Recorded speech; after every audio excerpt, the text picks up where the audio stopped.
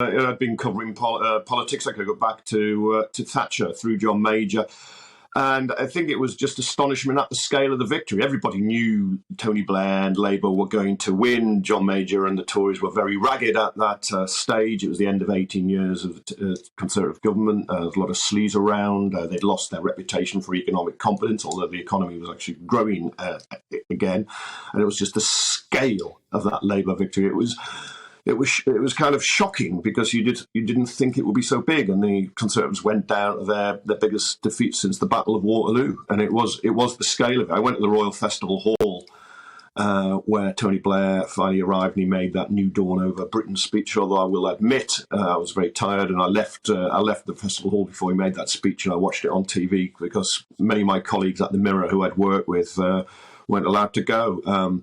So I went to watch it with them, and then, of course, it was all staged wonderfully. We've seen him now in Downing Street when he entered on the Friday afternoon with Cherie, his wife. That Labour had got a lot of supporters waving flags, and he gave yet another speech saying he was going to rule for the entire country. It was going to be New Labour. And there was an incredible air of optimism.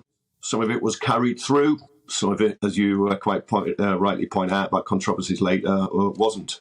So it was kind of both a great success, that Labour government, but it did have its failures.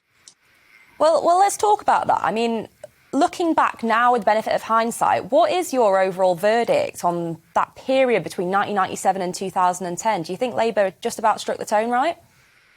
I think they did. I think, they did great things on the economy. It went wrong in the end with a global financial collapse.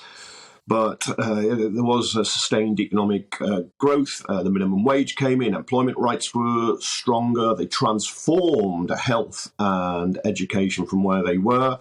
You had wonderful achievements such as peace in Northern Ireland, devolution, Scotland, Wales, which I do think is rather good.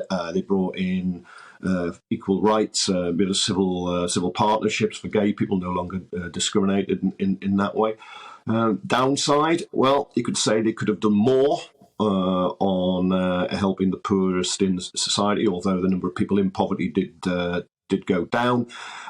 You could say Iraq was a huge error. I do believe that that was the case. But you think Britain was better at the end of that period than it was at the beginning, and I think that's one way of measuring the success of a government. Yeah, they could have done better in a lot of areas, but I think they did transform the country for the better. Although the election of the Labour government itself in '97 was a sign the country was transforming and changing itself. Mm-hmm.